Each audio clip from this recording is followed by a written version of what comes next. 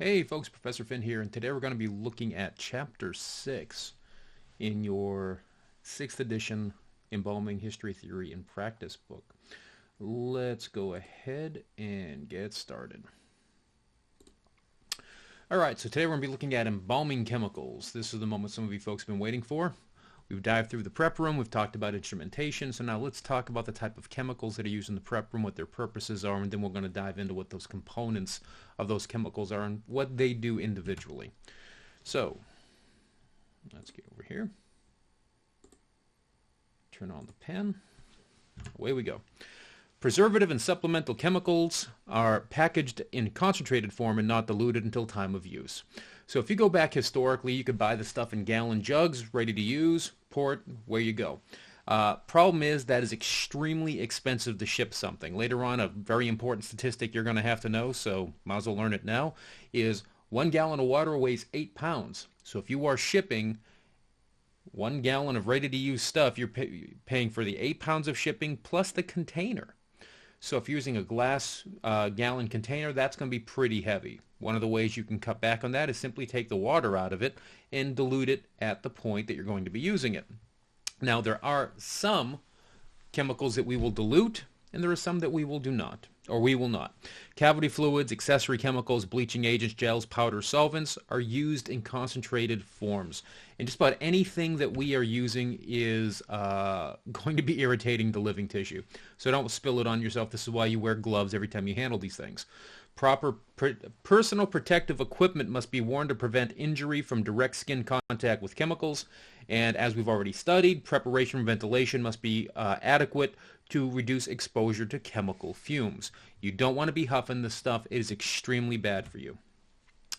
Product containers should be tightly sealed and safely stored when not in use. Prep rooms, you see it all the time. Some embalmers picking up a thing of paraformaldehydes, a big white container or some other color, and they'll rip the lid off of it. They'll start scooping the stuff out, and then they might leave the lid off while they're scooping. And that stuff is designed to go right from a solid to a vapor. So if you leave that lid off too long, it's going to gas out the room and you're going to be in really bad condition. Chemical spills must be addressed and exposure incidents immediately reported. All this stuff is bad for you. When you have an accident, you need to make sure you are cleaning it, reporting it, etc. Safety data sheets are available for all hazardous chemicals used during embalming, and the SDS contains specific product information, including instructions for safe use, spill handling procedures, and potential hazards associated with a particular material or product. One of the most useful bottles you're going to be able to keep in your prep room is a bottle of Windex, good old-fashioned blue Windex. Why? Because if you have a formaldehyde spill, or you have formaldehyde on something that you want to deactivate, Windex is great for that. And someone's going to be out there putting on their funeral service crusader costume and saying, oh, any good ammonia can do that. Yes, any ammonia can do that. But Windex is also commonly available in a spray bottle, and when you are not using it to deactivate ammonia, you can use it to actually clean the glassware. So it is double duty. It makes your embalming machine look sparkly clean, as well as deactivates any formaldehyde inside of it. Basic components of your arterial fluids, or chemicals in general. Preservatives, disinfectants, or germicides. I'm having trouble speaking today, man.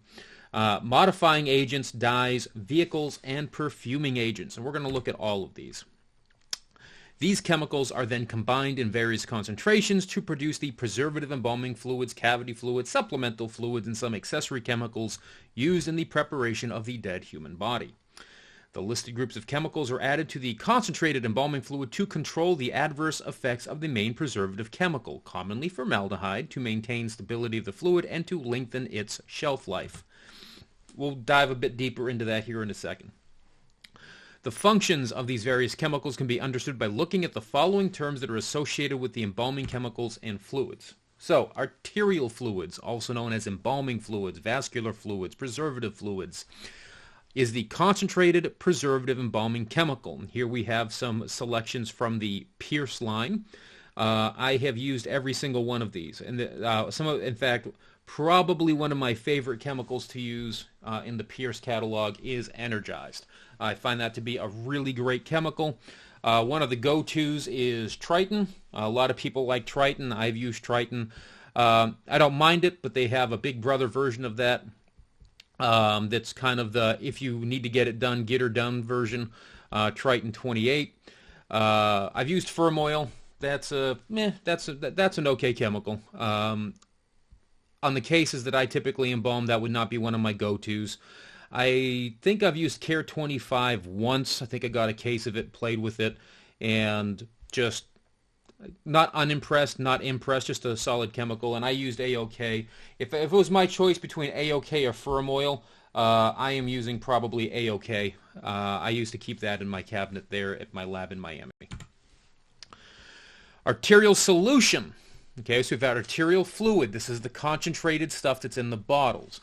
Arterial solution, embalming solution, primary dilution, is the in-use solution composed of the concentrated embalming fluid diluted with water and or supplemental chemicals for injection into the body. So here we have one of these fancy-dancy new embalming machines from Frigid Fluid Company. I really can't talk crap. They are impressive. They're really nice.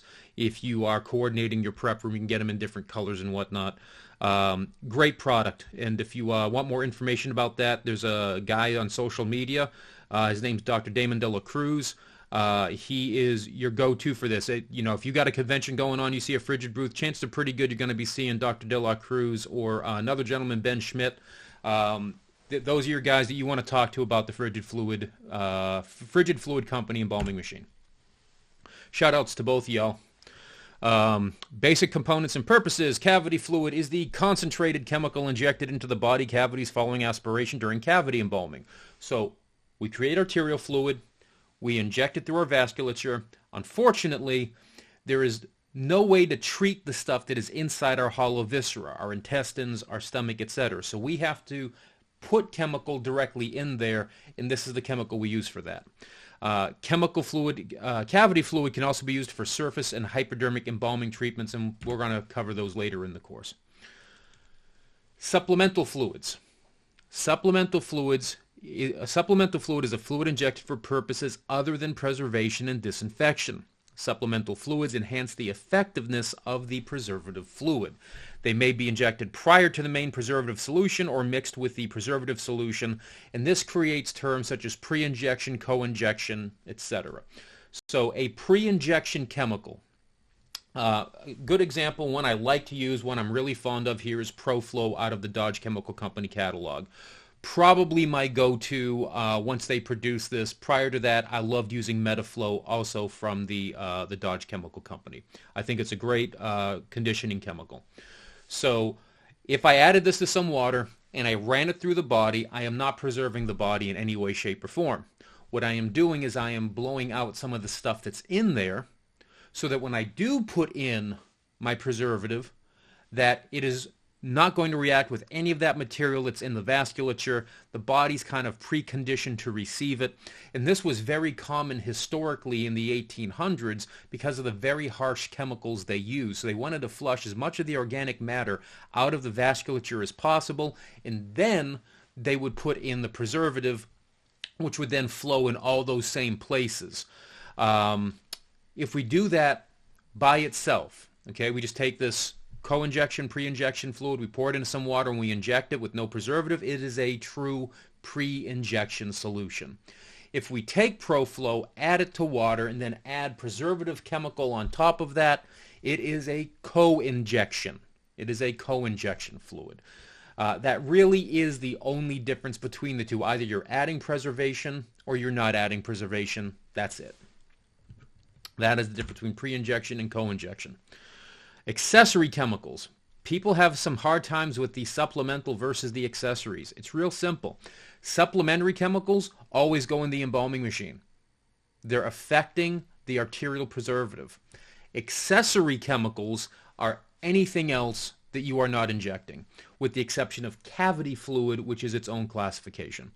Accessory chemicals are a group of chemicals used in addition to vascular and cavity embalming fluids. Most are applied to the body surface, gels and powders. Special purpose fluids are fluids designed for use with specific body conditions that require a high preservative. There is this argument that has been going on for years, do we even need a category of special purpose fluids? I'm of the mindset really that we do not need that category. It's either arterial, it's cavity, or it's supplemental, or it's accessory. A special purpose fluid is inherently usually an arterial chemical. These type of chemicals, these special purpose chemicals, are generally intended for use in very specific conditions. So if we go back and we look at, let's go ahead and take a look at Millennium over here.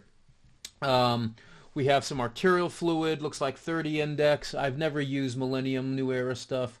Decomp factor, I don't know what that is. I'd have to take a look at that, but there's our co-injectant. Chances are pretty good with a name like Specialist. This is intended for cases that probably are offering some level of decomposition intended for higher use.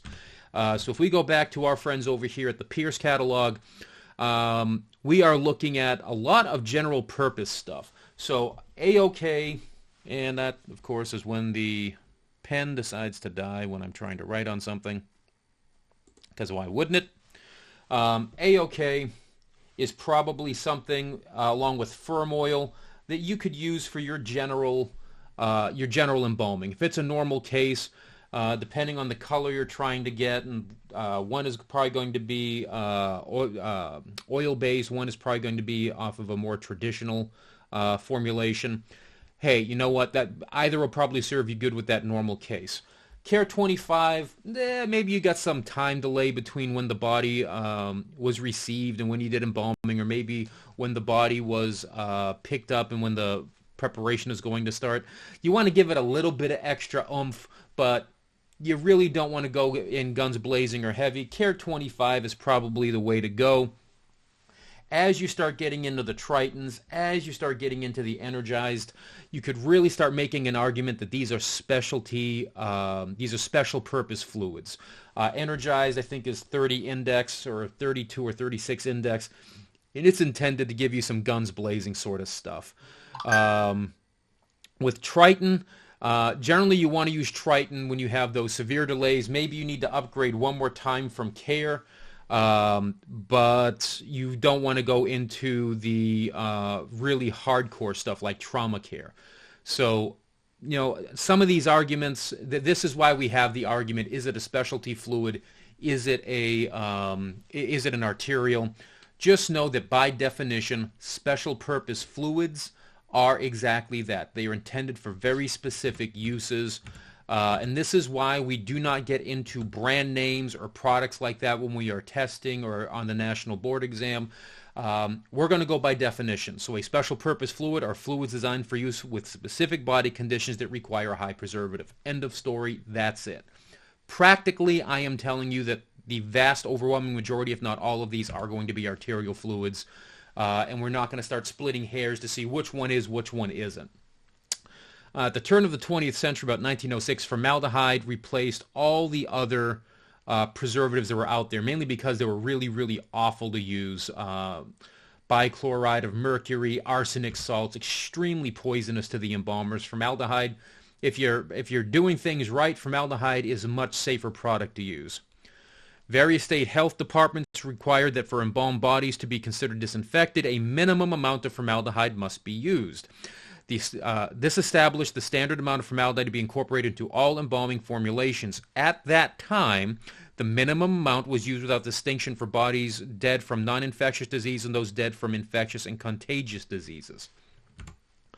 The minimum standard established was not less than the following: 1 gallon of 14% of a 40% solution of formaldehyde for every 100 pounds of body weight for normal cases, and one of the same strength for every 75 pounds of body weight for infectious and contagious disease cases.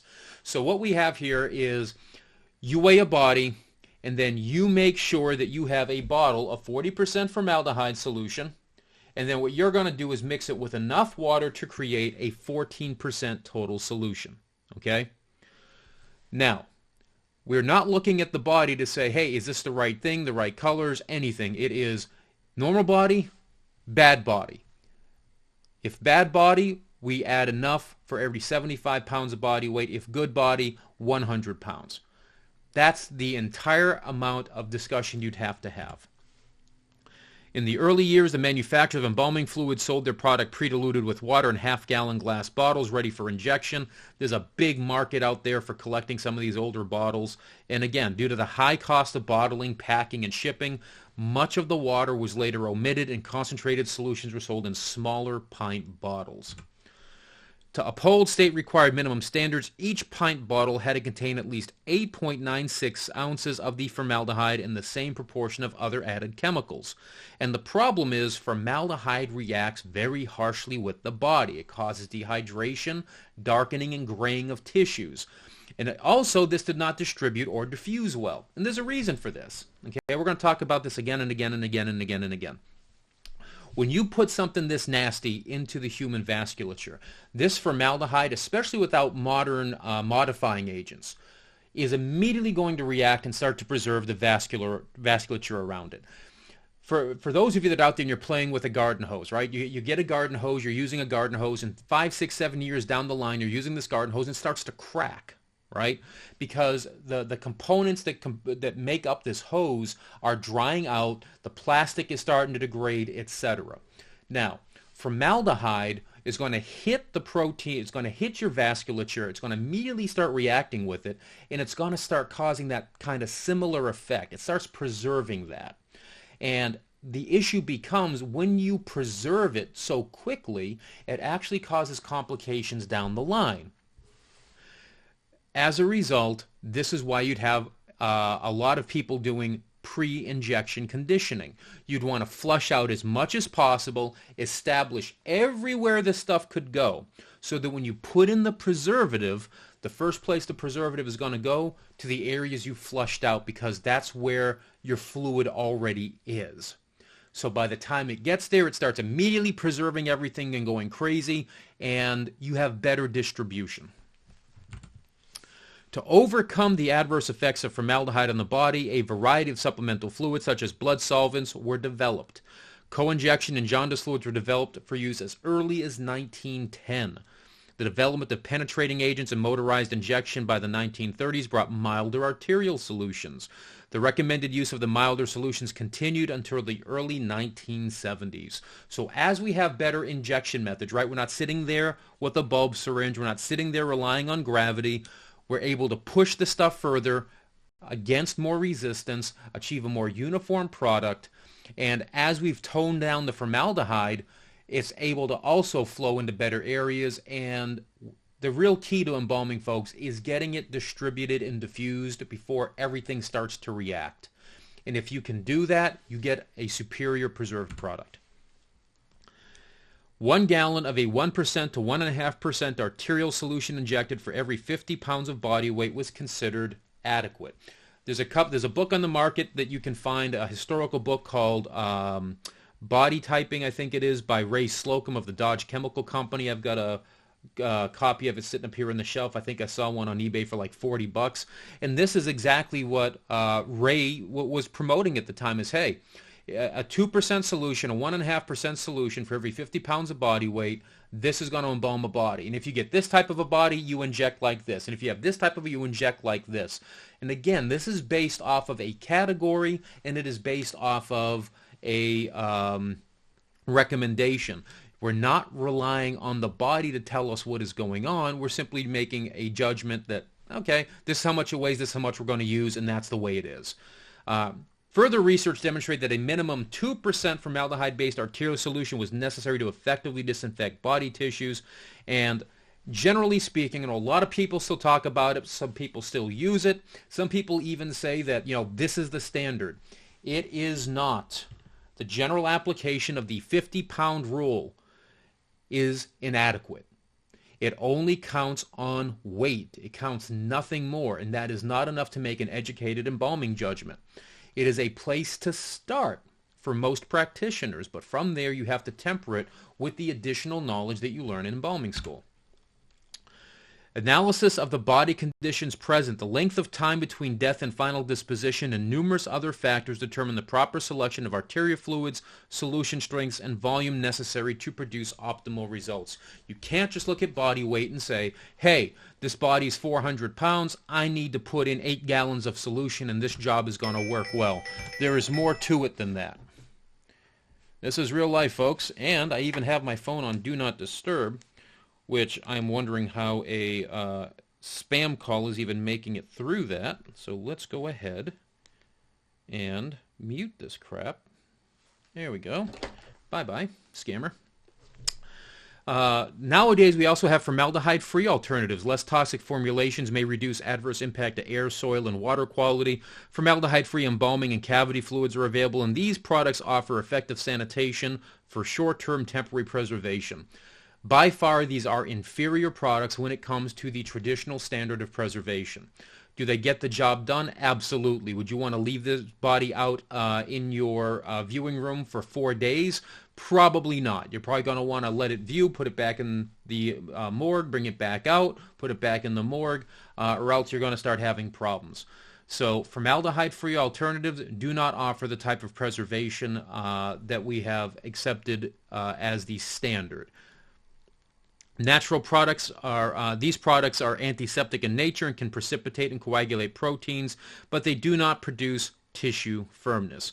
Fancy way of saying they do react with protein to some level to prevent it from breaking down, but the issue becomes that it really is not the best stuff out there. Most of these simply work by replacing water with alcohol. They're going to replace the decomposing agent because decomposition is a hydrolysis reaction. It requires water. So by putting this stuff in there and taking water out, you're seeking to slow that process down. Composition includes oil ingredients derived from gums and resins of plants, including a variety of spices. Certain alcohols capable of adding and retaining moisture serve as vehicles for the temporary preservatives. Since the period of the Egyptians and throughout embalming history, various ingredients have been used to preserve the dead human body. In the 18th and 19th century, the 1700s, 1800s, redistilled wine or brandy was a popular preservative, and you may read about this as distilled spirits or rectified spirits. It's basically moonshine. And we know that this goes back time and time and time and time and time. I mean, there's just so many references to the things that people were using, and we've seen honey used. We've seen high percentage alcohol used. Those were basically one of the two most common things you'd see in history for preservation of bodies. And what did they do? They really just prevented water from breaking the body down. Eco-friendly death care, also referred to as green or natural burial, provides the simplest preparation of the human body, followed by interment in a largely untouched landscape. Traditional embalming and grave liners are not permitted, and green burial requires the use of non-toxic products that do not generate a safety data sheet. So if you're using some of these green products, you will not likely be able to get a safety data sheet because there's nothing on there that will be considered hazardous. The Green Burial Council was founded in 2005 to establish standards for green burial and to certify green burial sites.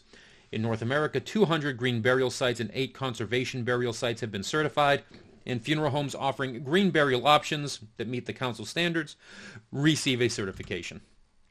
There's a new technology called natural organic reduction or composting as an alternative method of final disposition. It is defined as the contained accelerated conversion of human remains to soil. In 2019, Washington-based Recompose led the effort to legalize the natural organic reduction process, which can be performed in Washington state as of May 2020. Recompose opened its first facility in December of that year. In 2021, Colorado and Oregon became the second and third states to legalize human composting, and more states are going through this process as well. The laying-in process at Recompose involves placing the unembalmed decedent into a cradle and surrounding them with plant materials. And here's a example of a Recompose facility. The cradle is placed into a vessel where the microbes break down everything on the molecular level, resulting in the formation of nutrient-dense soil. Following a 2-month process, the soil created can be used to enrich conservation land, forests, or gardens. So the issue becomes is if you're looking for a speedy way to get rid of a body, this is not it. So if you have a disaster on your hands or you have a mass casualty event, NOR is not big enough yet to handle something like that. So this would not be something right now that could be used on a widespread basis because it takes so much time.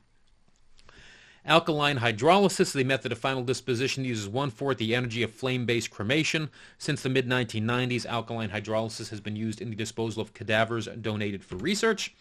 The process usually involves potassium hydroxide or lye and heat to reduce the body to soft porous bone and residual liquid, and then further reduction of the remaining bones produces cremated remains. So you have examples of traditional cremation there on the left, hydrolysis or hydrolyzed remains on the right.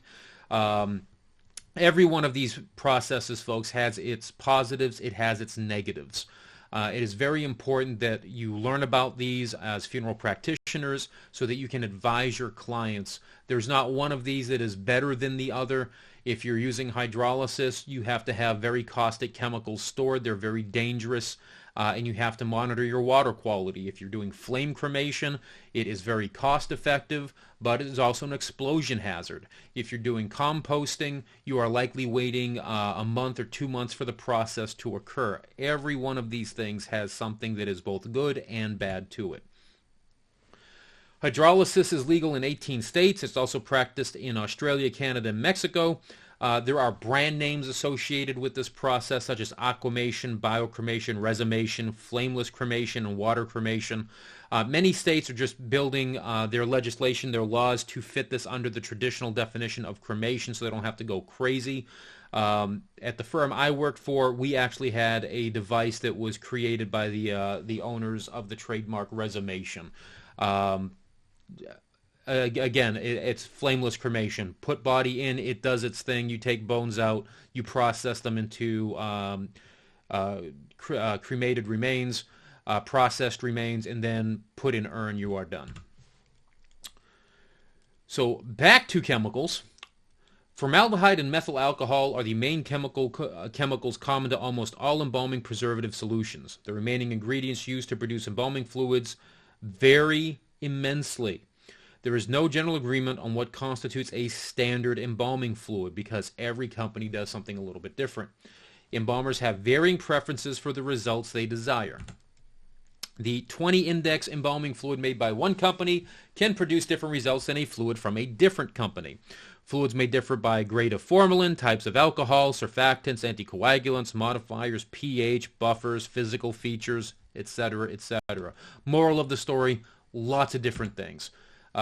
You want to get a burger, go to Wendy's, go to Freddy's, go to Brown's, go to Steak and Shake. I mean, all the little mom and pop places that might be specific to your area.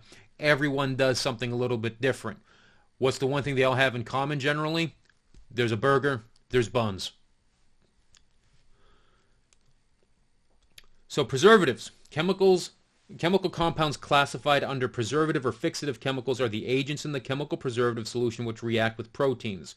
Such compounds change a protein from a state in which it is easily decomposed to a state in which it will endure and not undergo putrefaction for a temporary period of time. Gotta love speech recognition. Reaction of a preservative and a protein changes the nature of the protein molecule. You want to learn more about that, go dive into my chemistry lectures.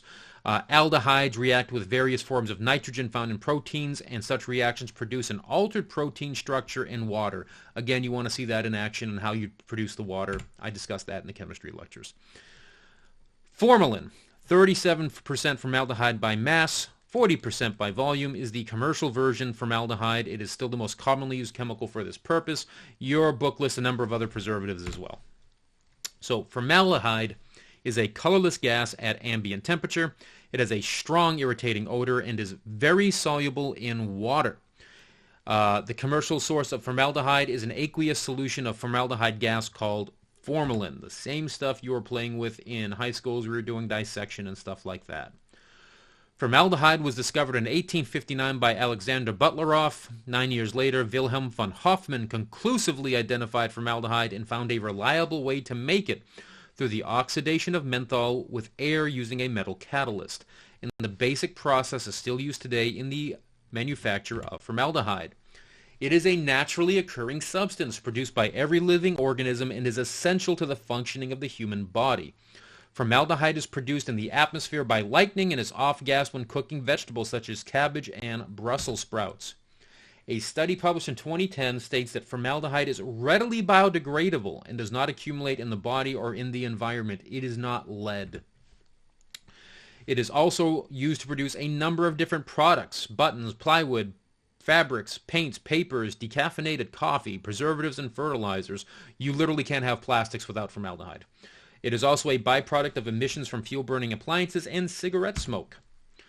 It is a known toxin. Acute exposure can cause irritation of the eyes, nose, and throat. Skin irritation is common with direct contact. In 1987, the OSHA formaldehyde rule was established. Occupational exposure to formaldehyde is influenced by a host of variable factors: ventilation system efficiency, personal protection equipment choices, types and strengths of embalming chemicals selected, which is why you are taught choose the least that you need. So if a 22 index will work, choose the 22 index. Don't immediately reach for the 30 index because, oh, yep, that'll get it done. You're overkilling it, and you run the risk of dehydrating that case.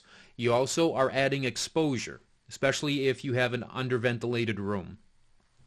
Short and long-term exposure times and accuracy of reporting. Formalin is an aqueous solution containing 37% formaldehyde gas by mass in water or in water and methyl alcohol.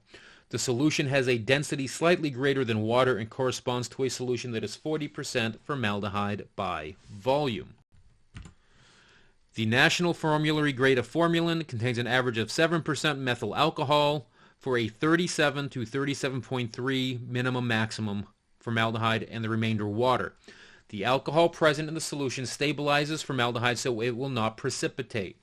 Precipitate is a fancy word for separating, okay? You've all gone to Dunkin' Donuts or your favorite coffee place and you ask for, your favorite iced beverage. And you want cream and sugar in it. What you usually get is a cup, and if it's a transparent cup, you'll see about, half an inch to 3 inches of basically diabetes waiting to happen, and your beverage on top of it. What has happened is any cream placed in has blended with the beverage you've bought, and then all the sugar, which has not melted in if it's hot or has been beaten into submission and is floating, is now lying at the bottom of this cup. That sugar has precipitated out of the solution. And then what do you do in an iced beverage? You go in and you stir the living heck out of it in order to get it suspended again. And then given time, it will precipitate out of solution again. It will separate. This happens in our embalming products. And when things start to separate, that's your clue that it is less effective, if not downright useless. The 37% by mass, 40% by volume solution is the regular product of commerce. That is the important number you need to know. 37% by mass, 40% by volume. That is the standard that we use. Paraformaldehyde is the solid form precipitate of formaldehyde. This is the stuff I was talking about earlier. When you open the lid to this jar, you want to put it back on as quickly as possible. The formaldehyde that drops out of the solution to the bottom of the container is not available for chemical reaction. This results in a weaker concentration of formaldehyde in the top layers of the solution and a non-uniform overall concentration. When you are drinking that coffee with all the sugar at the bottom, it's bitter on the top, it's sweeter on the bottom. Same thing applies here for our embalming solution. If it has separated out, the stuff at the top, that's the stuff that's going to be weak. The stuff at the bottom is going to be way more concentrated, but it is no longer dissolved into the liquid, and that is the problem. If it has separated out from its gas form into a solid, it is not going to pass into the areas we need it to later to actually do preservation. At best, it flushes out of the body as drainage. At worst, it stays where it is and actually causes problems by blocking capillary pores and whatnot because these solid particulates are too big. So it's actually working against you and only preserving maybe the capillaries. Index is a industry-specific term that we use in funeral service. It is the number of grams of formaldehyde in 100 milliliters of fluid at normal room temperature. index identifies only the absolute formaldehyde gas present in any given product and is not a measure of the total aldehyde concentration present. So 21.5 is not 21.5%. It is 21.5 grams of formaldehyde gas in every 100 milliliters of fluid. You would then have to compute the total amount of formaldehyde gas available, the total amount of fluid, and that would give you a true percentage. The chemistry of formaldehyde is a highly specialized field of study. The disinfectant properties of formaldehyde, which depend on its concentration, have been extensively studied. Of course, all these chemical preservative companies have an interest to make sure that this is well researched and that the data is supporting what they claim about their products. Formaldehyde is classified as a high-level disinfectant, 8% formaldehyde plus 70% alcohol, or an intermediate to high-level disinfectant, 4 to 8% formaldehyde and water. And formaldehyde exerts broad-spectrum action upon microorganisms. When carried by a vehicle that increases cellular diffusion, formaldehyde effectively destroys putrefactive organisms. Formaldehyde preserves tissues by forming a new chemical compound. The new compounds are stable and unfit as nutrition for the organisms that drive the cycle of decomposition. Well, the fun part here. Formaldehyde goes into the body, changes the nature of proteins. DNA is protein. So it goes in, it messes with all sorts of living stuff and kills it by scrambling its proteins. The other thing that it does is it reacts with stuff. It makes it inedible by the organisms. So if the formaldehyde doesn't kill it, because there's nothing it can eat, the organisms starve to death. During embalming, formaldehyde acts quickly upon direct contact with tissues. The more formaldehyde that reaches an area, the greater the action upon the tissues in that area. A greater amount of preservative is also absorbed by the tissues closest to the site of injection. This can result in over-embalming at the injection site with normal or under-embalming further in the body, which is why you want to have a moderated solution so that you don't run into something like that. This is why you don't want to use those high-index specialty fluids as general-purpose fluids. There are both advantages and disadvantages in the use of formaldehyde in embalming. So the disadvantages: rapidly coagulates blood, constricts capillaries, fixes discolorations, converts tissues to a gray hue, dehydrates, deteriorates with age, unpleasant odor, and oh yeah, it's going to irritate and try to kill you. You know, great. Advantages: it's 100% organic. It breaks down readily when exposed to nitrogen. It's inexpensive to make. It's bactericidal. It kills damn near anything living. It inhibits yeast and mold growth, rapidly destroys autolytic enzymes, converts body proteins to insoluble resins, inhibits decomposition, and a small amount goes a heck of a long way.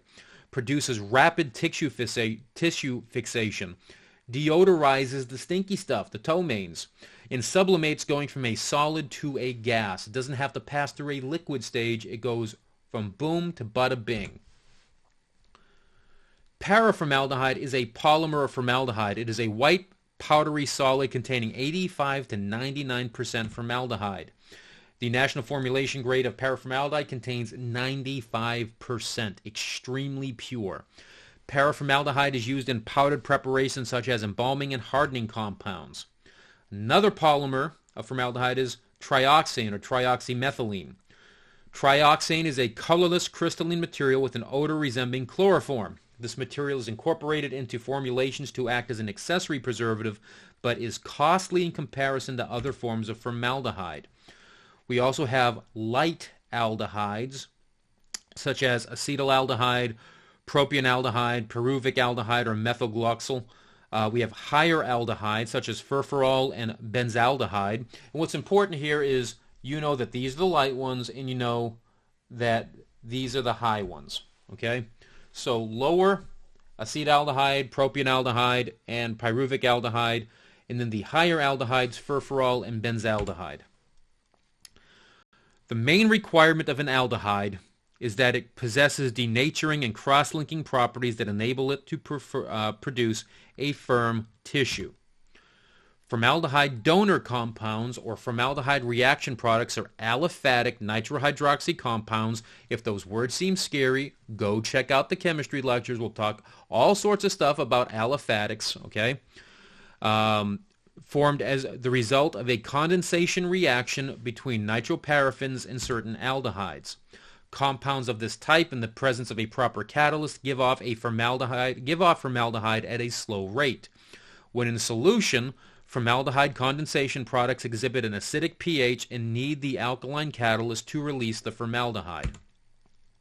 Other types of formaldehyde donor compounds are the methyl derivatives of hydantoin.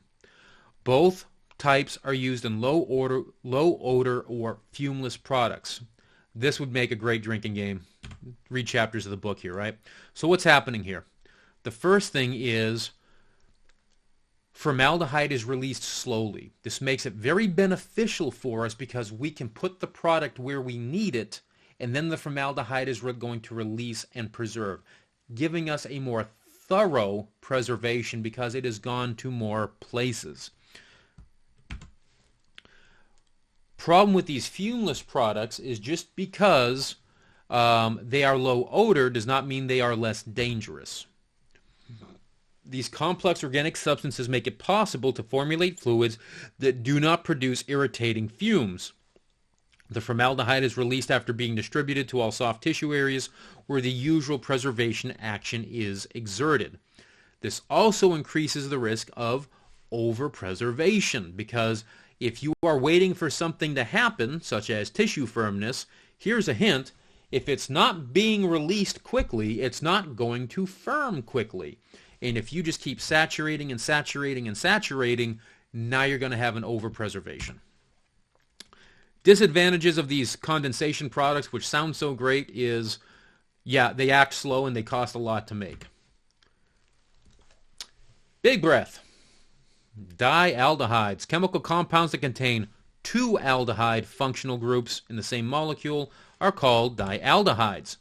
As far back as 1941, several firms in this industry investigated the possibility of using these compounds on a commercial scale. Glyoxal, the lowest member of the dialdehyde group, was used for this purpose. So glyoxal is available commercially as a 30% yellowish aqueous solution containing small amounts of ethylene glycol and glycolic acid, formic acid, and formaldehyde. It is also available as a special 40% clear solution. Because it contains a chromophore group, glyoxal tends to stain tissue yellow, which limits the use to mainly cavity fluid, which is fine because its optimal pH range is 9 to 10, an extremely alkaline environment. Which, here's a hint, your body tissues are not that alkaline, at least not normally. In the early 1950s, gluteraldehyde was able to be made in commercial quantities. It was first employed as an embalming and fixative agent in early 1955 and was subsequently patented for use in embalming preparations. When used for such purposes, it is commercially supplied as a stable 2.5% aqueous solution that has a mild odor and a light color. It reacts through cross-linking to proteins and polyhydroxy compounds. So again, this is cross-linking. There is still some level of preservation the way we traditionally want it. That is the best way that we can do it. The pH of the commercial solution is 3.0 to 4.0, and the specific gravity is 1.058 to 1.068. While still used in the United States, it's pretty much not used in Great Britain or other areas of Europe. An interesting feature of gluteraldehyde is that it is capable of reacting with protein structures over a wide pH range.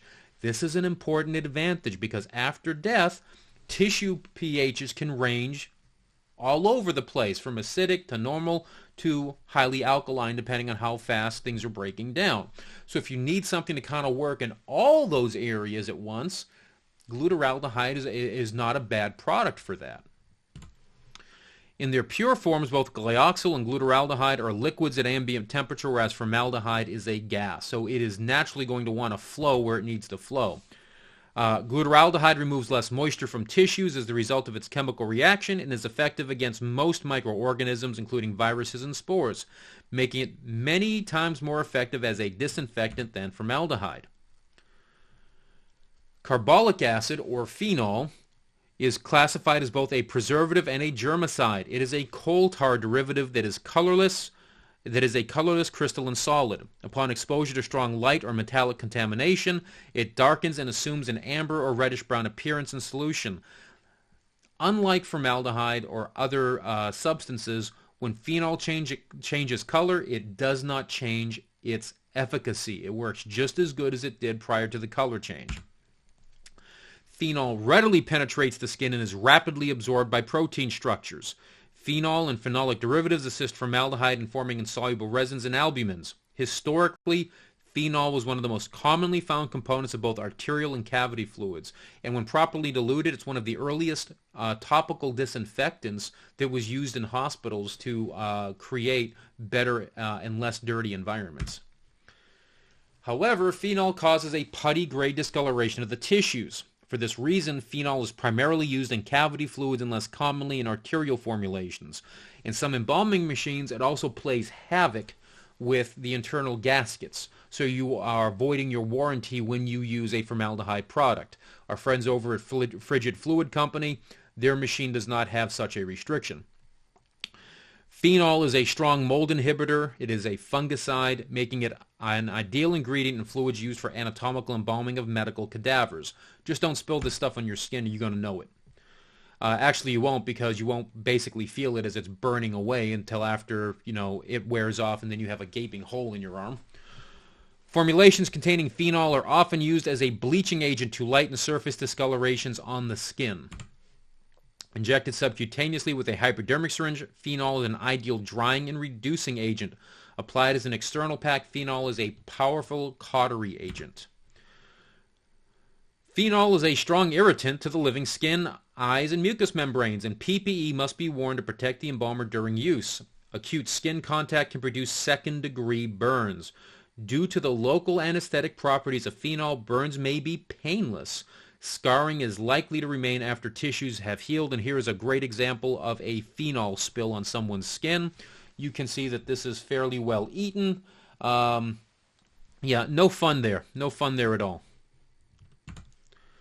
The most powerful germicides among the phenols are not water-soluble. This creates an issue because we use water to dilute and inject and do things. So halogenated phenols found in embalming formulations include orthophenylphenol, parachlorometacresol, dichloroorthophenylphenol, tribromothymol, and sodium salts of these and other phenol-related chemicals. A fluid containing three main ingredients, such as phenol, methyl alcohol, or methanol, and formaldehyde, is called a triple base fluid. If it contains any two of those three, guess what? You have a double base fluid. Super hard to remember that one, okay? The embalming process is primarily focused on the proteins of the body. Disinfection and preservation are achieved through the cross-linking of proteins, both those of the body and those of the microorganism. You're already dead, and by cross-linking with your cells, which are generally already dead, you are creating a form that is resistant to decomposition. With the living microorganisms, when this happens, it poisons them and kills them.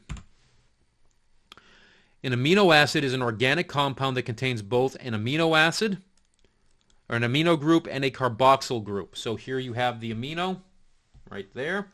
That's your NH2.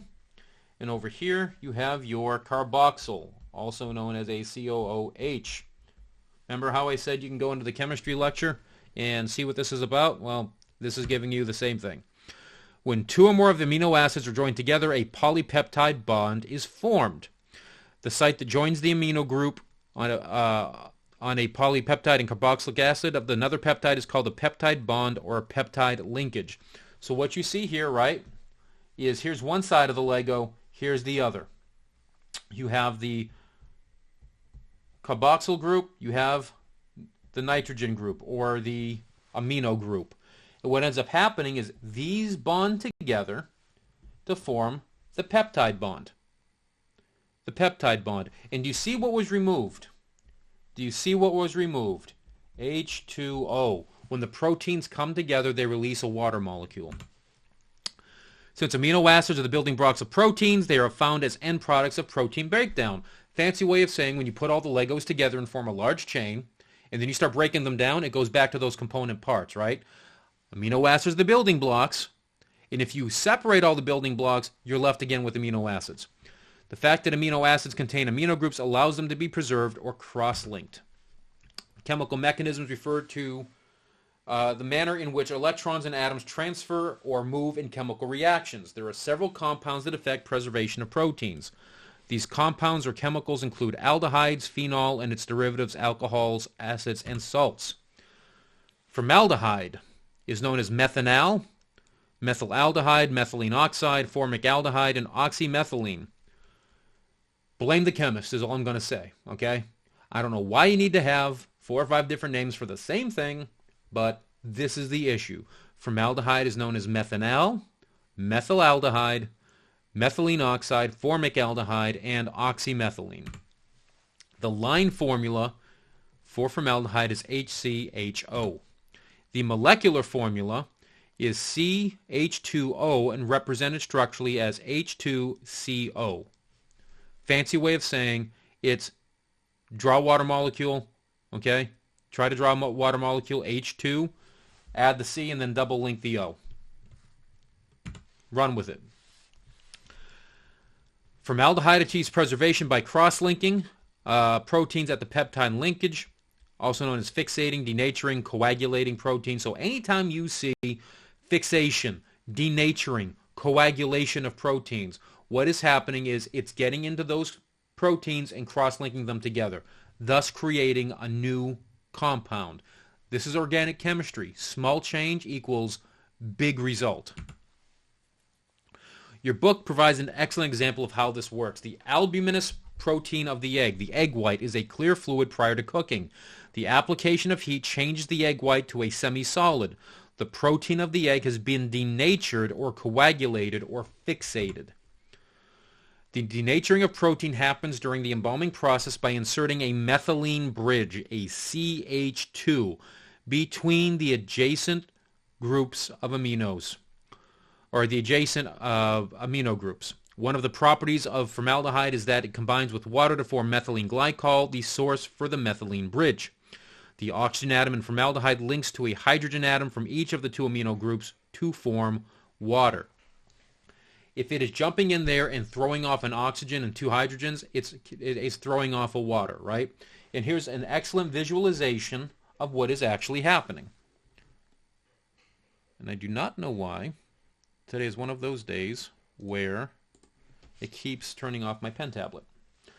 So you have your linkage here. Formaldehyde is going in, and look at what it's going to link to. It's going to pull those out and then link right up to it. Proteins, by nature, attract and hold water molecules between various amine, which is your RNH2s, and carboxylic groups found throughout their structure. Remember, every protein is going to have one of those on each end. Proteins in living tissue are coiled and folded in order to perform a specific function. Embalming denatures proteins by causing these folds and coils to become undone or cross-linked. When the preservative reaction with the amine and acid proteins of these folds, it releases the water molecules that were attracted by the partial polarity of the amino acids, hence the dehydrating effect of formaldehyde on the tissue. Sounds all sorts of fancy, right? Moral of the story is you're throwing water out of your proteins. And as that water gets thrown out, you start to dehydrate. Okay? You're losing body moisture to the ambient room. You're losing water to the proteins, and that can be problematic over time, which is why you don't want to overpreserve something. In addition to the dehydration of tissue, the loss of water normally found in and around the proteins causes a gelling or coagulation of the protein. This produces the firming effect upon embalmed tissue. Disinfection and inactivation of proteolytic enzymes is achieved by the same mechanism, as most bacteria enzymes have a protein or are protein in nature. If it's got protein, formaldehyde is going to react with it. It is indiscriminate. Phenol is known as carbolic acid or hydroxybenzene. The line formula is C6H5OH. Phenol is a crystalline solid at room temperature, very soluble in water, and is weakly acidic. Phenol does not preserve by cross-linking the protein as formaldehyde does. It preserves by penetrating the phospholipid bilayer of the cell and dissociating in the cytoplasm of the cell.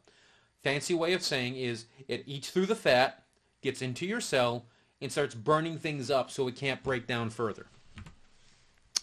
The dissociation of the acidic hydrogen causes the negative charge that is left on the benzene ring to become delocalized. In this delocalized form, phenol inhibits further decomposition of proteins and inactivates proteolytic enzymes, as well as destroying bacteria. Really, really scientific-y. Practitioner standpoint, you are putting acid into a cell, and it is doing what acid does inside of the cell. One, it is replacing water, but two, it is also scorching everything around it. Alcohols. 1-carbon methyl alcohol or methanol, wood alcohol, 2-carbon ethyl alcohol or ethanol, and 3-carbon propyl alcohol or propanol and its isomer isopropyl alcohol preserve tissue and disinfect in a manner similar to phenol. Now, if you want that translated, all of the common alcohols do basically the same thing as phenol. Get into the cell and evict water. That's it. Advantage of methanol or any of these alcohols. It actually doesn't work like the acid does by scorching everything around it as well. So methanol simply replaces the water, and without the water, you can't decompose. However, the hydroxyl groups, OH, in these alcohols do not dissociate or produce an acidic hydrogen. The destruction of the proteolytic enzyme and proteins is achieved by removing the water in the cell, which is necessary for normal metabolism to take place. Can't have decomposition if you don't have water. Various salts have been used in embalming products since the early days of embalming. Among the more commonly used compounds are potassium acetate, sodium nitrate, and salts of aluminum. After 1906, many states prohibited the use of salts of the heavy metals in embalming compositions because they're toxic as heck and you're flushing them down the drains later. Salt preserved by desiccation. Salts pull the water from the cells, depriving them of the water needed for normal metabolism. When you see normal metabolism, think decomposition. This type of preservation does not produce pleasurable results. Does not look good. You're making a mummy, okay? And Egyptian mummification relied on salt. It relied on natron for the tissue desiccation. One of the main forces that allow tissue to be preserved and bacteria to be disinfected is the formation of water or the removal of water from the substance that is being preserved. The mechanisms affecting this change in the proteins differ, but the end result is similar. The proteins are rendered unsuitable as food for bacteria and or resistant to both putrefactive and saprophytic decomposition. An important purpose of the embalming is to sanitize the tissues of the body. Germicides are incorporated into arterial cavity and co-injection fluids and surface disinfectants. The embalmer uses surface sanitizing agents when topically treating the surfaces of the body as well as the nasal and oral cavities. Germicides kill or render disease-causing microorganisms incapable of reproduction. As microbes are made of proteins and the enzymes they make are also made of protein in nature, most of the preservative chemicals act as germicides. Formaldehyde, phenol, and phenolic derivatives are germicidal. Gluteraldehyde is an alkaline pH. Gluteraldehyde and alkaline pH is particularly effective. Quaternary ammonium compounds are good examples of germicides incorporated into cavity fluids. So speaking of quats, or quaternary ammonium compounds, these materials are used chiefly for their germicidal and deodorizing qualities. They consist of mixtures of alkyl radicals, high molecular weight, alkyl dimethyl benzyl ammonium chlorides, in case you needed to have another name you couldn't pronounce today. Aqueous solutions are usually neutral, pH 7. These compounds are compatible neither with the wetting agents used in arterial fluids nor with many of the coloring materials incorporated into such fluids. Moral of the story is it isn't going to play nice with the wetting agents or the dyes. You're probably not going to want to find this in an arterial solution. Just saying. Consequently, look for them in cavity fluids if you need them. Used for cold sterilizing of instruments and other items, as well as cleaning agents for mold-proofing remains and deodorant sprays. Rocol and zephyrin chloride are examples of a quaternary ammonium compound. Modifying agents. Deep breath. Modifying agents control the rate of the action of the main preservative chemicals of embalming formulations. Many preservatives, when used alone, are harsh as hell and will make life miserable. exert adverse effects that interfere with good embalming results.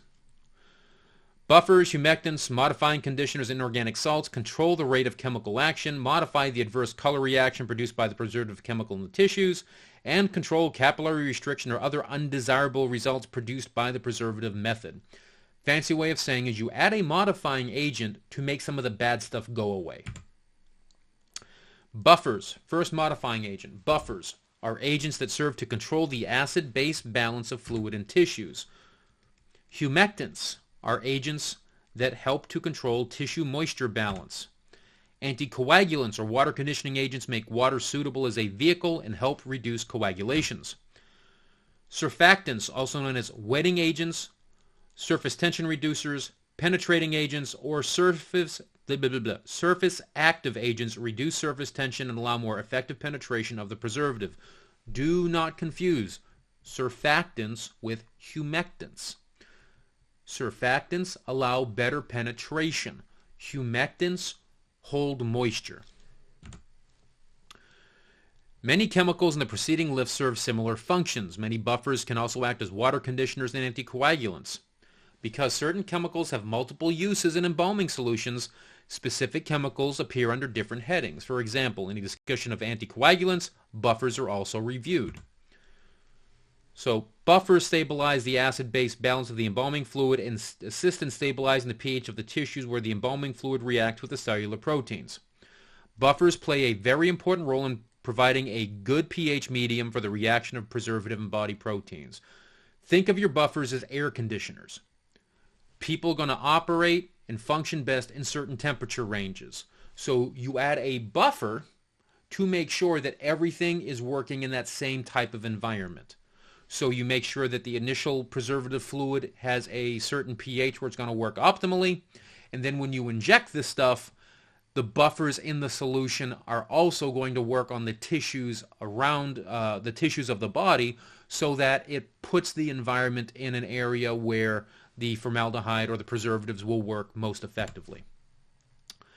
Many of the compounds used in anticoagulants serve as buffer pairs. Examples are borate, carbonates, phosphates, and EDTA, ethylene diamine tetracetic acid.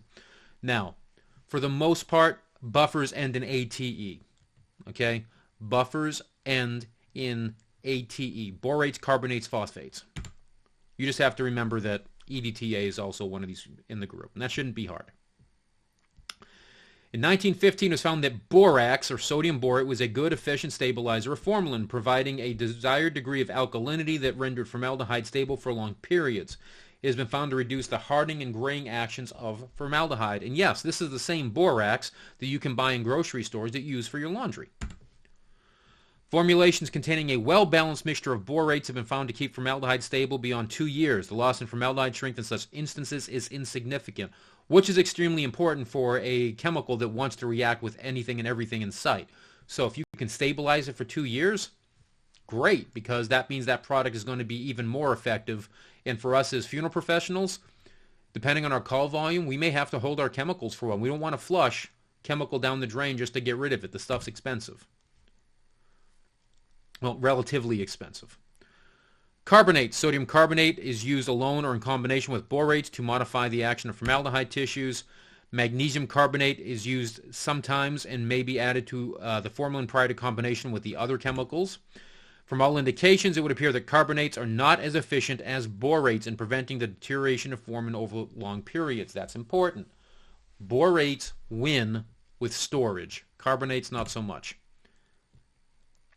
Humectants are described as having a coating action. They wrap the formaldehyde molecule and prevent formaldehyde from making direct contact with albuminous material until the tissues are thoroughly saturated and bathed with a preservative solution.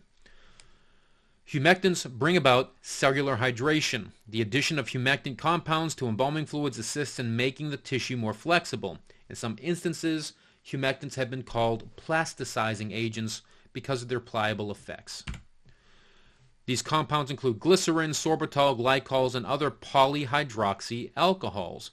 Cosmetic oils, lanolin, and its derivatives are also used for their emollient properties. Glycerin is a byproduct of the manufacture of soap. Glycerin can be classified as an alcohol. It's also been produced synthetically from petroleum products. Although glycerin is not itself a germicide and has no preservative qualities, it does increase the germ-killing power of other chemicals, probably because it is an excellent solvent for disinfectant chemicals. Its good solvent ability makes it an efficient carrier for the chemical. Glycerin is also a good lubricator and is hygroscopic, which means it has affinity for moisture. If retained in the tissues, it helps to prevent dehydration.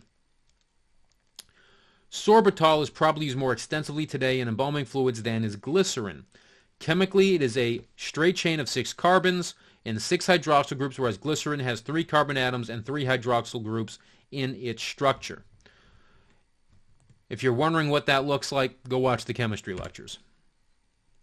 Commercially, sorbitol is generally available as a 70% aqueous solution.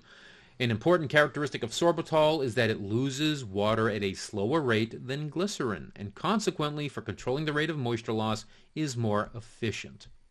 If this thing's purpose is to hold water, and it does it better than the other stuff, this is the one you're going to want to use. One disadvantage of sorbitol is that at very low temperatures, sorbitol precipitates from solution, i.e., it falls out of the solution. Ethylene glycol is a colorless syrupy liquid with very little odor. It is readily soluble in water. Because of its hygroscopic properties, it is used as a moisture-retaining and softening material. Propylene glycol is reported to be superior to glycerin as a general solvent and inhibitor of mold growth. Like ethylene glycol, it is colorless, odorless, and completely soluble in water. Materials such as lanolin and silicone are not in themselves water-soluble, but certain fractions or derivatives are used that can easily be dispersed in an aqueous solution. It is the purpose of these materials in embalming fluid to mitigate the drying effect of the preservative agents. This is not special. Emulsified oils are still humectants. The purpose of humectants is to mitigate the drying effect of the preservative agents. If they are not soluble in water, oil and water don't mix, you have to add something to the water to make sure it mixes. And that's where the chemistry of all this comes into play. You have to start adding components that are all going to play nice together. So if you're adding something that allows a non-water soluble molecule to become soluble, you have to make sure that's not going to react with your dyes or everything else. Highly penetrative oils of the oleate and palmitate types are also employed to help reduce the drying effects of aldehydes. We looked at something on the Pierce catalog early on in this lecture today called firm oil.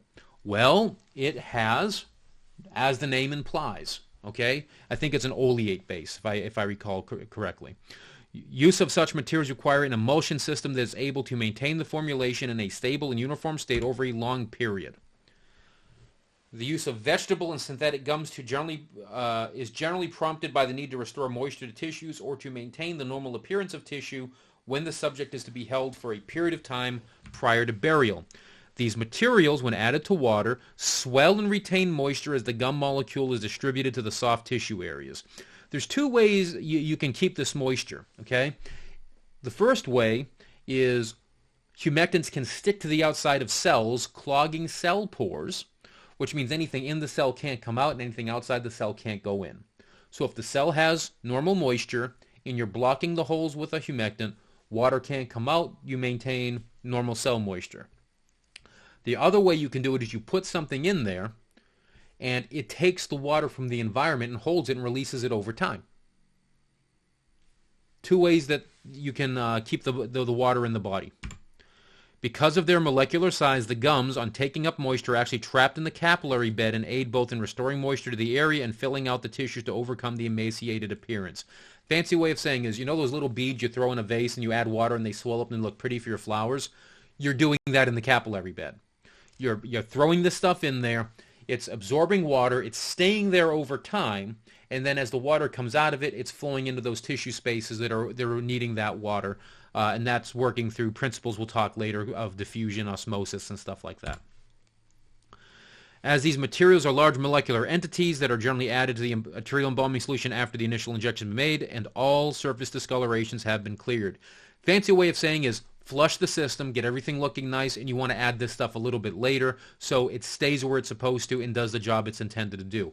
If you push it on early, because it's staying in the capillary beds, you're going to push it right out as drainage, and we're going to talk about that when we get to the vascular system. Use of such compounds prior to the complete removal of blood and tissues may interfere with proper distribution of the injected preservative solution. Fancy way of saying if there's garbage in the pipeline to begin with, and now you're adding stuff that grows when it gets wet, you're creating a problem. Examples of vegetable gums are coria and tragacanth, and synthetic gums, cellulose. Inorganic salts used in embalming fluids serve a variety of functions. They can act as buffers, anticoagulants, preservatives, germicides, and water conditioners.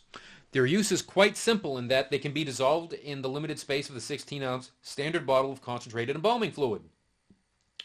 By controlling the amount of inorganic salts used, the fluid remains balanced as some of the salts do not settle out of the concentrated fluid. A role for salts in any solution is their ability to control osmotic qualities. Again, more on osmosis a little bit later. Once the embalming solution reaches the capillary beds, it is very important that the solution be able to pass through the microscopic pores of the capillaries and enter the tissue spaces. You're dead. Your cells might be dead. And when you're pushing the stuff in there, you have to rely on nature to help you get it to places. So a way to do that is quite simple. Fluids flow from areas of greater concentration to lower concentration. Stuff is going to want to mix, or lower to greater. Stuff is going to want to mix. And so what you do is you inject a little bit of a lower concentration so it rushes to pull the stuff in to help dilute it. And we take advantage of that. That's what we're supposed to be doing. If we want to do our job effectively on a normal case, we want to put lower stuff in so it's pulled into the higher and does its job. If we have the exact opposite, we have lots of water, we have decomposition, we have bloat, we have edema. We put in a high concentration so that it pulls the moisture into the capillaries and pulls our fluid into the tissue spaces, and then as we inject, we're pushing that water out as drainage. And this continues even after we're done. It'll be pulling fluid from the tissue spaces and cells so that we can maybe get it out through channeling, wicking, or other areas. Inorganic salts maintain an osmotic quality of the embalming solution that help to draw fluid from the capillaries into the tissue spaces. Likewise, special fluids are used on bodies whose tissues are saturated with edema. It is the osmotic qualities of special purpose fluids that cause the dehydration. Anticoagulants are an important component of embalming fluids for numerous reasons. They improve drainage by keeping blood in a liquid state and stop clotted material, reduce water hardness, assist dyes in the arterial fluid, and formaldehyde functions better in a slightly alkaline environment. Arterial fluids cannot be compounded or remain alkaline over long periods of time. The alkaline condition is created at the time of use by the addition of water softeners. Dye intensity and uniformity is also enhanced by the addition of a water conditioner. This is why if you add too much water conditioner, you get blotchy dyes. So there are your anticoagulants. You can see that we have borates again. We have sulfate in there. EDTA makes a comeback, but then we also have Epsom salts, sodium phosphate, etc. Surfactants, or wetting agents, are probably one of the greatest developments that has occurred in the chemistry and physics of embalming since the discovery of formaldehyde. Surfactants function on the principle of removing body liquids by lowering their surface tension. It is necessary before complete circulation may take place in the body to remove the liquid that is held in the capillaries. Capillary attraction, or the force that attracts and holds liquid in the capillary tubes, is the result of surface tension. If the surface tension of the liquid in these tiny tubes is lowered, the liquid easily loosens and flows out. There is no industry that has not investigated these compounds and found them adaptable for a variety of uses. The chemical structure of surface tension reducers is rather complex.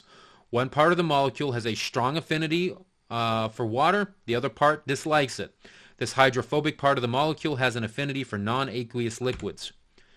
In a water and oil mixture, the surfactant destroys the surface tension of the component so that the oily mixture is more easily dispersed in the water. In essence, surfactants make things water-soluble. There you have it. Each cell in the soft tissue of the body is surrounded by a film of body liquid, mostly water in composition. For easy, rapid penetration of the cell, the surface film must be dispersed. Such chemical substances are used in embalming fluids for three reasons. First, By lowering the surface tension of the preservative solution, surfactants cause the embalming solution to flow more rapidly and readily through the capillaries. All of the millions of tissue cells are literally bathed by the embalming solution and become thoroughly preserved. The process of moving the solution through the body being embalmed is a technique that should be planned and controlled, as it is important that some of the normal moisture lost during embalming be replaced to safeguard against dehydration. As we are injecting, we are pushing water out. But we also have to inject water to make up and compensate for it. And also to consider in the future how much water we might be losing to the chemical doing its job in the air going over the pores during storage. It's why we cover our bodies and we cover visible areas with massage cream to prevent air from wicking out via the pores. Second, by reducing the capillary attraction of body and blood liquids, surfactants cause the almost immediate clearing of blood from the capillaries. Surface tension is reduced and liquid more readily moves and flows out of the capillary beds and through the venous drainage system. Think of these as post-mortem blood thinners. Since two things cannot occupy the same space at the same time, the capillaries must be emptied of blood before injected solution can flow through them to reach the tissues of the body. Also, by removing that blood early on, your formaldehyde is not being wasted by reacting against it. Remember, formaldehyde is going to react on any organic compound it comes into contact with. So the best thing that you can do is flush as much of this garbage that's in there so that when the formaldehyde go in, it is capable of going into places and doing its job rather than reacting on dead blood cells and going to get flushed out as drainage because you're losing it at that point. Third, by increasing the ability of the solution to filter through the semi-permeable capillary walls in a uniform manner, it is possible to incorporate coloring agents into the solution and obtain a normal appearance internally. Fancy way of saying that if you are getting rid of the gunk, you're able to get the dyes in there in a more uniform manner so it looks more natural and not just popping up on the areas where it can sneak through to the surface. Solids, liquids, and gases are all made up of molecules arranged in a characteristic pattern depending on the material being studied. These molecules have an affinity or attraction for one another. Dyne is the force required to accelerate 1 gram mass 1 centimeter per second. At 20 degrees Celsius, the surface tension of water is 72.75 dynes per centimeter, and for methyl alcohol it is 22.61 dynes per centimeter, i.e., alcohol flows better. Water has a surface tension value more than 3 times that of methyl alcohol and penetrates much more slowly. In other words, the lower the surface tension value, the faster the rate of penetration. If we're able to get the water out through pre-injection, which is probably going to have a methyl alcohol base, we're replacing the water with alcohol, which flows more readily. Then we are injecting our solution, which is going to piggyback on top of that and go into all the areas that stuff already is, if we can get away with the traditional pre-injection. If we can't, this is why we do co-injection. The surface tension of water is lowered by the addition of surfactants, which tend to destroy the bonds or attractive forces that normally exist between water molecules, so they seemingly break away from each other. The net effect of such physiochemical action is to cause liquids to diffuse and penetrate more readily through cellular tissue. After telling you all the big words, the end result is the stuff flows better. Surface tension is also defined as the contractive forces that cause liquids to assume the shape in which they have least surface, that is, a sphere. Wetting agents reduce this contractive force. So if it wants to form a sphere and you lower its surface tension, it will more easily form something else. In embalming solutions, the addition of surfactants in proper concentrations produce better penetration of the preservative chemicals in a more uniform manner. Ultimately, the goal here is to get it everywhere as uniformly as possible so everything looks natural. Surface tension changes with variations in temperature. As the temperature rises, the surface tension value of the solution decreases. If lukewarm water is used to prepare the solutions for injection, the resulting solution may be expected to penetrate more rapidly because of the lowered surface tension value. Keep in mind that chemical reaction will speed up as a result of the heat as well. So, if you need to get something in there and doing its job quickly, you need to use warm water, you need to use surface tension reducers, period. If you want the reaction to go more slowly, you use cooler water. And this is why it's very important, as we learned in the prep room chapters, your prep rooms have to have access to hot and cold water. Surfactants also increase the germicidal activity of chemical solutions. It is believed that this is due to an increased speed of penetration into the bacterial cells as a result of lowering the surface tension of the solution. Surfactants function best in very low concentrations and must be carefully selected with respect to other substances present in the formulation. Addition of extra surfactants to an embalming solution may result in excessive drainage as well as oversaturation of tissue, which is problems. A little bit goes a long way. Wetting agents are typically classified into three groups: anionic, cationic, and non-ionic. If the surface molecule tends to ionize, then it is either anionic or cationic, positive or negative. If it does not ionize, it is non-ionic. Plain and simple. That's the easy one. So, anionic surfactants: soap, alkyl sulfonates, alkyl aryl sulfonates, salts of thioalcohols, and oils. Good news here, you just need to memorize alkyl twice, sulfonate twice, and if it has aryl in the middle, it doesn't really matter. Anionic surfactants are compatible with other anionic and non-ionic agents. They do not work well with inorganic cations, such as aluminum, calcium, magnesium. Really? Don't have to care. The big thing here is they don't work well with things with positive charges. Anionics work well with other negatives and no charge stuff. Period. What's important to take away is positives is aluminum, calcium, and magnesium, as well as negative charge works good with negative charge and no charge. Cationic surfactants, quaternary ammonium compounds. Congratulations, you have one to learn. The principal disadvantage of these compounds is that they are inactivated by anionic substances such as soap, which is routinely applied to the external surface of the body. The positive stuff comes into contact with negative and it deactivates. No bueno. And what's the problem?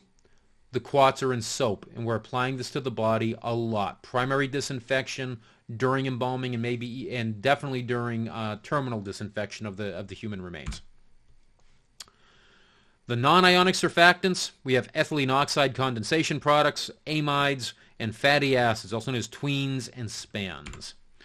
Non-ionic surfactants do not ionize in solution, but also their surface activity and water solubility to non-ionized polar groups within the molecule, such as hydroxyl or ether linkages. Dyes.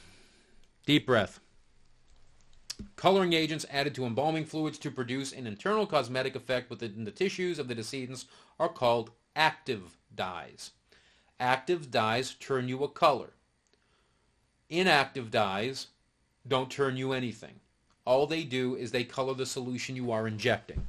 So earlier I mentioned a product called Trauma Care in the Pierce catalog. It's purple. Has no active dye. You have to add something to it. There's a similar product in the Dodge catalog, Intrafiant Old Time Color, Intrafiant OTC. Once again, no dye. Have to add something to it. If you want to kick it up a notch, you'd have to use something like Intrafiant with Dynachrome, which is deep, deep red. And a similar product in the Pierce catalog might be something like Power Tone Vivid, which is probably one of my favorite products to use for the cases I worked on from the Pierce catalog. Active dyes are available in a variety of shades to simulate natural tissue complexion. These dyes have high staining qualities, i.e. if you get them on something, they stain it, including your skin, countertops, clothing especially. You get this on something, you're going to know about it, and it's probably never going to come out. Inactive dyes merely lend color to the bottle. Active dyes are usually a blend of dyes, mainly coal tar derivatives, because then they don't react with the other stuff in the fluid. Great way to think about this. If it is organic, if it comes from a plant or it comes from an animal protein, anything natural, bugs like cochineal, stuff like that, formaldehyde is going to react with it. You don't want to put that stuff in a formaldehyde preservative solution. It's not going to work because the formaldehyde is immediately going to react with it once it has the ability to do so. If you use synthetic stuff, less likely. Red dyes are various shades and degrees of intensity and usually blended in an attempt to restore a natural color to the tissues. It is important that you blend these things according to the skin tones that you need so you get the most realistic results before you have to put on tons and tons of makeup. The coloring material selected for use in any given embalming fluid formulation depend to a great extent on the pH of the solution. Examples include eosin, erythrosine, poinso, fluorescein, amaranth, and carmine. These are things you want to know. These are things you want to know, and if you go to the chemistry lecture, it tells you the colors these things are, which is very important. So here you're getting the names. Jump into the chemistry lecture to get what specific colors they are referring to. Coloring agents may be placed into two classes, natural and synthetic. Natural coloring agents, cudbear, carmine, and cochineal. Very important. Cudbear, carmine, and cochineal. Again, I just told you folks, this stuff will react with formaldehyde given the opportunity, which means it's bad overall to store these things for a long time. Cudbear is a purplish-red powder prepared from lichens by maceration in dilute ammonia and caustic soda and fermentation. Fancy way of saying drop lichen in a mortar and pestle, grind the heck out of it with ammonia, soda, and let it basically ferment. Yay. Carmine is an aluminum and calcium salt of carminic acid. It's also a very popular name in Latin cultures. Cochineal is a red coloring matter consisting of the dried bodies of the female insects of the Coccus cacti. So if you want to get some bug in your diet and turn red, this is the way you're going to go. Sharing is caring. Share those cochineals. Natural agents are typically not incorporated into modern solutions because formaldehyde. Synthetic coloring agents, coal tar derivatives,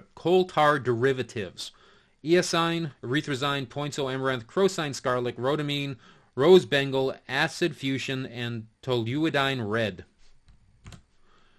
Yep. Start learning them. What's the best way to go, folks? Memorize the three that aren't on the list. If it's anything else, it's fake. It's non-organic. It's coal tar derivative. It's something. So choose your poison. Memorize both lists. Have fun with that. Pope Francis gives his blessing. Or go memorize the three easy ones and hope that anything else they throw at you is literally anything from this list.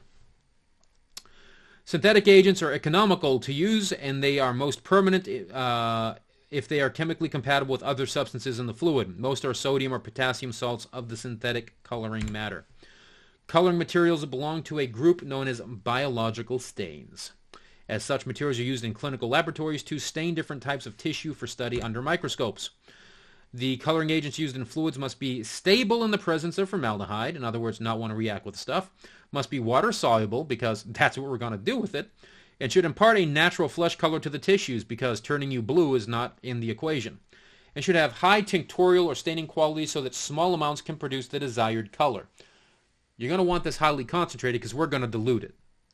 And if there's a lot of stuff in there and you don't dilute it, don't be surprised if you turn them into an Oompa Loompa.